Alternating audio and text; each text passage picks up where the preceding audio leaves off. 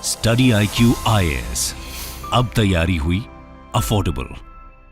नमस्कार दोस्तों अगर आप थोड़ा भी स्टॉक मार्केट के बारे में जानते हैं तो आई एम श्योर आप सभी ने FNO के बारे में सुना होगा, that is future and options. मैं यहाँ पर डेरिवेटिव्स की बात कर रहा हूँ। बेसिकली क्या होता है कि अगर आपको स्टॉक मार्केट में नॉर्मली पैसा लगाना है, कोई भी शेयर्स वगैरह खरीदना है, जैसे कि रिलायंस हो गया, टाटा हो गया, इस तरह की जब आप इन्वेस्टमेंट करते हो तो मान लो अगर आपने 1 लाख रुपए लगाया तो आपको 1 लाख रुपए के शेयर्स मिल जाएंगे और धीरे धीरे करके उसमें वृद्धि होगी और आपको प्रॉफिट होगा। तो ये तो एक नॉर्मल तरीका हो गया जो कि अभी तक ज्यादातर लोग करते थे। लेकिन आज के डेट में क्या है कि जो नई पीढ़ी है, जो युवा है, वो जब स्टॉक मार्केट में निवेश करता है तो कहीं ना कहीं उसके थॉट में यह आने लगा है कि उसको छोटे समय में बहुत सारा पैसा बनाना है। और इस चक्कर में क्या होता है कि बहुत से लोग FNO के अंदर घुस जाते हैं, डेरिवेटिव्स में ट्रेड करने लगते हैं। और हम सबको पता है कि जो FNO है वो एक्चुअली बनाया ये गया था, इसलिए गया था बिकॉज ऑफ हेज करने के लिए। मतलब कि जैसे मान लीजिए अगर आपने रिलायंस का या फिर किसी का भी शेयर खरीदा है तो उसका आप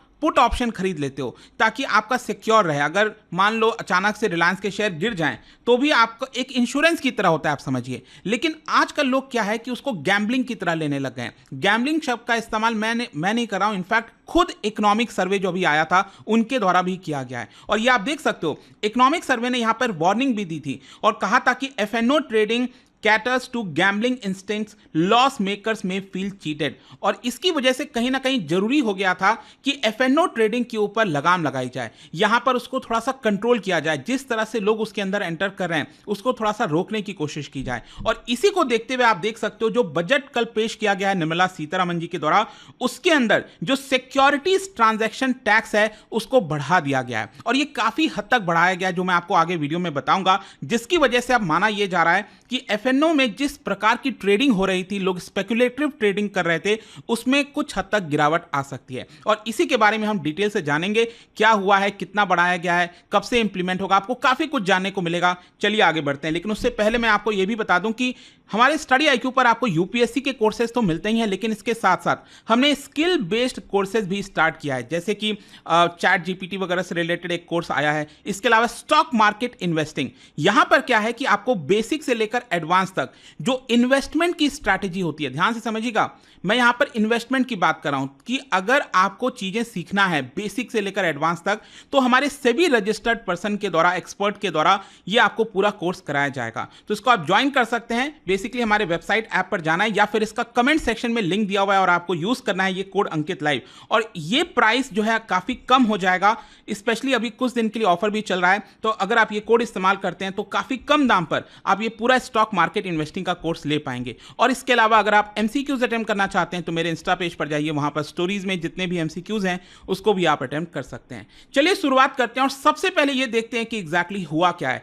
देखिए यहां पर जो इकोनॉमिक सर्वे में FNO ट्रेडिंग को, डेरिवेटिव्स ट्रेडिंग को गैम्बलिंग बताया गया था, उसको डिस्करेज करने के लिए, मतलब जो रिटेल ट्रेडर्स हैं, हम और आप जैसे लोग जो हम निवेश करते हैं स्टॉक मार्केट में, तो हमें कोशिश ये करनी चाहिए कि जब हम अपने घर का पैसा लगा रहे हैं, हम अपने कमाई का पैसा लगा रहे हैं, तो उसको सही जगह लगाया जाए। आप गैम्बलिंग में नहीं लगा सकते ना। ये तो कुछ वैसा ही हो गया कि देश के अंदर कैसीनो चल रहा है।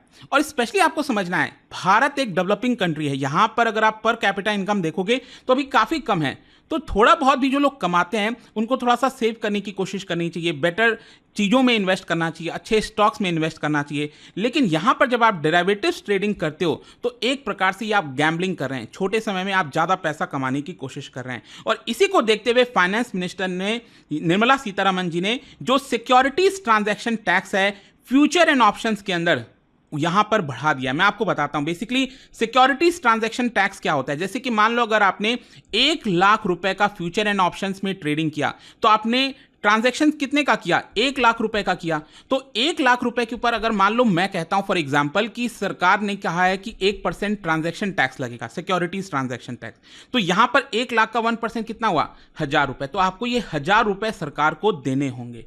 तो अभी क्या है, 1% तो नहीं है, लेकिन मैं आपको बता दूं कि जो securities transaction tax on options मतलब क्या होता है कि डेरिवेटिव्स ट्रेडिंग में आपको पता होगा कि यहां पर जो पुट और कॉल वाला जो ऑप्शन होता है, जब आप वो खरीदते बेचते हो तो यहां पर पहले सिक्योरिटीज ट्रांजैक्शन टैक्स लगता था 0.0625%, जिसको बढ़ाकर कर दिया गया है 0.1%। अब देखने में ये लग रहा होगा अरे ये तो 0.1% है, लेकिन ये बहुत बड़ा अमाउंट होता है, मैं आपको अभी बताऊंगा। इसके अलावा यहां पर फर्दर क्या किया गया है कि जो फ्यूचर्स वाले डेरिवेटिव्स ट्रेडिंग होते हैं, जैसे आपने कई बार देखा होगा एक्सपायरी वाला जो होता है, जैसे मान लो रिलायंस है, टाटा है, एसबीआई के शेयर्स है, उनका फ्यूचर वाले भी ऑप्शंस होते हैं जो आप खरीद सकते हो कम दाम में और आपको प्रॉफिट भी बहुत ज़्यादा होता है, तो यही लोग सोच कर लेते हैं। तो यहाँ पर जो फ्यूचर्स में जो पहले सिक्योरिटीज ट्रांजैक्शन टैक्स लगता था वो था 0.0125%, इसको भी बढ़ाकर कर दिया गया है 0.02%। तो ये जो पूरा चेंजेस है दोस्तों, लेट मी टेल यू, ये 1 अक्टूबर से आने वाला है। अब इसका इंपैक्ट क्या होगा, मैं आपको जस्ट एक एग्जांपल बताता हूं। आप सभी ने जीरोधा के बारे में सुना होगा, बहुत लोगों ने अकाउंट खुलवा रखा है, वहां पर ट्रेडिंग करते हैं। तो यहां पर क्या है कि जीरोधा ने यह बताया कि पिछले साल सिक्योरिटीज ट्रांजैक्शन टैक्स का जो कलेक्शन हुआ था उनका, वो था 1500 करोड़ रुपीस, 1500 करोड़। और मान लीजिए अगर वॉल्यूम गिरता नहीं है, अगर सेम ट्रांजैक्शन होता है और नए वाले अगर आप टैक्स पर लगाते हो, ये जो सिक्योरिटीज ट्रांजैक्शन टैक्स बढ़ाया गया है, अगर आप नए वाले इंक्रीज टैक्स पर लगाते हो तो ये अमाउंट 1500 करोड़ से बढ़कर 2500 करोड़ हो जाएगा। मतलब आप समझ रहे हैं कि यहां पर जो टोटल सिक्योरिटीज ट्रांजैक्शन टैक्स का कलेक्शन है वो ऑलमोस्ट 80% बढ़ जाएगा। तो इसका मतलब क्या हुआ कि जो निवेशक हैं, जो लोग इसमें डील करते हैं, उनको ज्यादा टैक्स पे करना पड़ेगा। और ऑब्वियस सी बात है, ये क्यों किया गया है, ये बढ़ाया क्यों गया है? सिंपल सी चीज है, सरकार चाहती है कि लोग सही तरीके से निवेश करें, वो स्पेकुलेटिव ट्रेडिंग ना करें, गैम्बलिंग ना करें। यहां पर स्टॉक मार्केट में आना है आए, लेकिन अच्छे शेयर्स में निवेश करें, इस तरह से अपना पूरा का पूरा पैसा इसके अंदर ना गंवाएं। इनफैक्ट मैं आपको बता दूं, यहां पर कई एक्सपर्ट्स ने तो यह भी प्रपोजल दिया था कि जो डेरिवेटिव्स ट्रेडिंग है वो एक तरह का स्पेकुलेटिव ट्रेडिंग हो गया, जिसकी वजह से यहां पर जो टैक्स लगना चाहिए वो हायर रेट पर लगना चाहिए, जो एकदम 28% और इस तरह की जो एकदम, क्योंकि आपकी जो इनकम हो रही है इससे वो स्पेकुलेटिव ट्रेडिंग से हो रही है, ये एक तरह का गैम्बलिंग है। तो 28% इस तरह का टैक्स इसके ऊपर लगाना चाहिए, इसके इनकम के ऊपर। इस तरह के भी सुझाव यहां पर दिए गए थे, ऑल्दो वो सब नहीं किया है अभी के लिए। फाइनेंस मिनिस्टर ने जो सिक्योरिटीज ट्रांजैक्शन टैक्स है वो बढ़ा दिया है। इनफैक्ट आप देख सकते हो, यहां पर मैं आपको बताता हूं किस तरीके से हमारे देश के अंदर डेरिवेटिव्स ट्रेडिंग बढ़ी है। आप शॉक हो जाओगे, लिटरली शॉक हो जाओगे। Look at this number. यहां पर जो इंडेक्स ऑप्शंस में ट्रेडिंग होती है, इंडेक्स ऑप्शन जैसे आपने निफ्टी के बारे में सुनाई है, तो निफ्टी का भी यहां पर ऑप्शंस होता है, कॉल, पुट, फ्यूचर्स। तो उसमें जो ट्रेडिंग होती है डेरिवेटिव्स ट्रेडिंग, उसका जो टर्नओवर था 2018 में, आपको पता है कितना था? 4.5 लाख करोड़। और इस साल 2024 आते आते आपको पता है कितना हो गया? ये हो गया 140 lakh crore, 140 lakh crore. Can you imagine? मतलब 5-6 साल के अंदर 4.5 लाख करोड़ से बढ़कर 140 लाख करोड़। मतलब लोग कितना ज्यादा डेरिवेटिव्स ट्रेडिंग कर रहे हैं। इनफैक्ट अगर आप टोटल पूरे डेरिवेटिव सेगमेंट का टर्नओवर निकालोगे तो 2018 में ये 210 लाख करोड़ था, जो कि बढ़कर इस समय हो गया है 500 लाख करोड़। मतलब लोग बेहिसाब तरीके से इसके अंदर ट्रेडिंग कर रहे हैं और बहुत सारा पैसा लूज कर रहे हैं। इनफैक्ट अगेन यहां पर आप देख सकते हैं कि पूरे दुनिया में 2023 में अगर आप देखोगे, पूरे दुनिया में 108 बिलियन ऑप्शंस कॉन्ट्रैक्ट्स ट्रेड हुए थे। ध्यान से सुनिएगा, 108 बिलियन ऑप्शंस कॉन्ट्रैक्ट्स ट्रेड हुए थे, जिसमें से 78% जो ट्रेडिंग है वो इंडियन एक्सचेंज पर हुआ था, मतलब भारत के एक्सचेंज पर हुआ था, नेशनल स्टॉक एक्सचेंज और बॉम्बे स्टॉक एक्सचेंज पर। तो इससे आपको समझ में आएगा कि भारत में लोग कितना ज्यादा इसके अंदर घुस चुके हैं। और इनफैक्ट आप देख सकते हो, सभी रिसर्च के द्वारा बताया गया था कि हर 10 में से 9 लोग इसमें अपना पैसा गंवाते हैं। मतलब 90% से ज्यादा लोग पैसा गंवाते हैं, लेकिन फिर भी इसके अंदर लगे हुए हैं। क्योंकि पहले डेरिवेटिव्स ट्रेडिंग को एज अ इंश्योरेंस की तरह देखा जाता है, हेजिंग की तरह देखा जाता था, लेकिन अब लोग छोटा पैसा लगाकर बड़ा पैसा कमाना चाहते हैं, जो कि पॉसिबल नहीं होता। हो सकता है कि 1-2 बार आप कमा लोगे एफएनओ में, ट्रेडिंग में पैसा, लेकिन अल्टीमेटली आपका पूरा का पूरा पैसा जीरो हो जाएगा। दोस्तों, क्या आप स्टॉक मार्केट में इन्वेस्ट करना चाहते हैं लेकिन आपके पास सही गाइडेंस नहीं है? तो स्टडी आईक्यू लाया है एक ऐसा कोर्स जहां पर बेसिक से लेकर एडवांस तक की पूरी पढ़ाई हमारे सेबी रजिस्टर्ड एक्सपर्ट के द्वारा कराई जाएगी, ताकि सही तरीके से आप स्टॉक मार्केट में इन्वेस्ट कर सकें। ज्वाइन करने के लिए इसका जो लिंक है वो कमेंट में दिया हुआ है, वहां पर जाकर आपको यूज करना है ये कोड अंकित लाइव, ताकि आप मैक्सिमम डिस्काउंट इस पूरे कोर्स पे ले सकें। खैर यहां पर इकोनॉमिक सर्वे अगेन आप देख सकते हो, इकोनॉमिक सर्वे ने यही कहा कि जो रिटेल इन्वेस्टर्स का पार्टिसिपेशन है कैपिटल मार्केट के अंदर वो तो होना चाहिए, लेकिन क्या होता है कि अगर अचानक से कोई भी करेक्शन होता है स्टॉक मार्केट में, जैसे आपको याद होगा अभी इलेक्शन का जो रिजल्ट आया था, एग्जिट पोल में तो बता दिया गया कि बीजेपी को 400 सीट्स आ रही हैं और उसकी वजह से मार्केट अच्छा बढ़ गया, लेकिन जब एक्चुअल रिजल्ट आया उस दिन अचानक से बहुत ज्यादा मार्केट गिरा था। तो उसमें जो यहां पर डेरिवेटिव्स ट्रेडिंग के लोग हैं उन्होंने भयंकर पैसा खोया था। तो इसकी वजह से क्या होता है, जब भी इस तरह की चीजें होती हैं जो इन्वेस्टर्स का भरोसा है वो टूट जाता है और उनको लगता है कि उनके साथ गलत हुआ है, चीटिंग हुई है उनके साथ, लेकिन यहां पर चीटिंग नहीं है। उनको समझना चाहिए कि इस तरह की चीजें कोई गैम्बलिंग की तरह उनको यूज नहीं करना चाहिए और अल्टीमेटली इससे देश का ही नुकसान होता है कि वो लोग लंबे समय तक फिर स्टॉक मार्केट में निवेश नहीं करते हैं और उनको तो नुकसान होता ही और इकोनॉमी को भी नुकसान होता है। तो इस तरह की चीजें स्पेशली भारत जैसे डेवलपिंग कंट्री में जहां पर लो पर कैपिटा इनकम है वो नहीं होना चाहिए।